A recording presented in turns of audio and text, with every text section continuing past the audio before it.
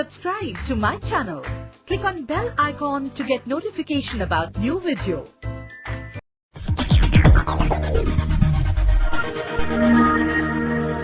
Force of friction. Let's do an activity. Gently push a book on a table. What do you observe? Well, you observe that it stops after moving for some distance. Now repeat this activity, pushing the textbook from the opposite direction. Does the book stop this time too? Can we say that a force must be acting on the book, opposing its motion?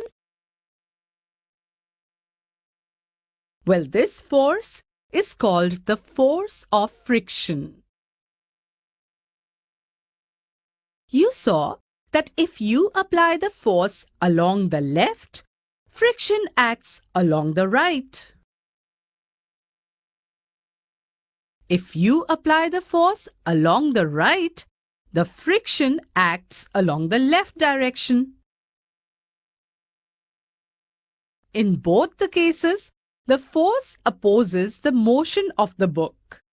In fact, the force of friction always opposes the applied force.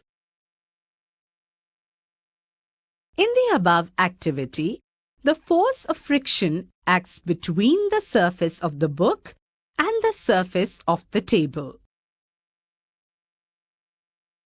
The friction is not the same for all the surfaces. It depends on the smoothness of the surfaces.